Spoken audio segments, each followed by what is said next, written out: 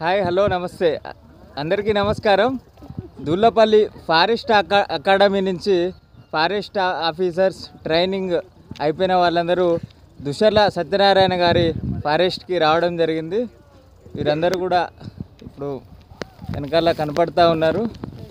Main officer Gangareddy గారు.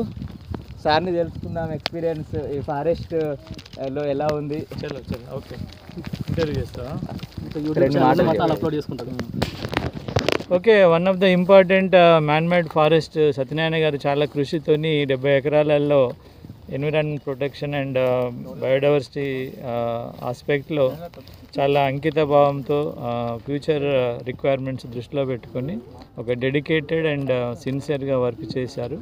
Thrilling experience, చాలా interior ఫారెస్ట్లో నడిచినటువంటి ఫీల్డింగ్ కలిగింది. ట్రైనీస్ కూడా హ్యాపీగా ఫీల్ అయ్యారు.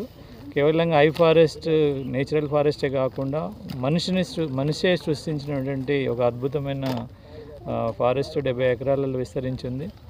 రాబోయే రోజులలో తప్పకుండా ఇక్కడ బయోడైవర్సిటీ కూడా పెరిగే అవకాశం ఉంటుంది.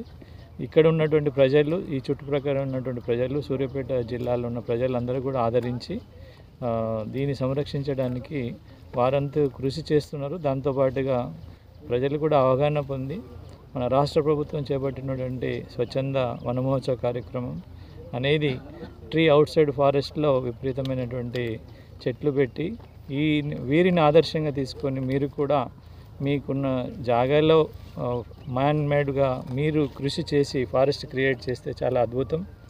ఏరియా ఎంత అన్నది కాదు, మీ యొక్క సిన్సియారిటీ కమిట్మెంట్కు నిదర్శనం అవుతుంది. సో ప్రభుత్వం చేపట్టినటువంటి ఈ వన సంపదను సృష్టించడంలో పౌరులందరూ ముందుకు రావాల్సిందిగా అటవీ శాఖ ద్వారా విజ్ఞప్తి చేస్తూ మా ట్రైనీస్కు ఈరోజు ఒక థ్రిల్లింగ్ ఎక్స్పీరియన్స్ కలిగిందిగా తెలియజేస్తాను. Thank you very much. ఇది ఈరోజు మరో కొత్త వీడియోతో మళ్ళీ మీ ముందు ఉంటాను.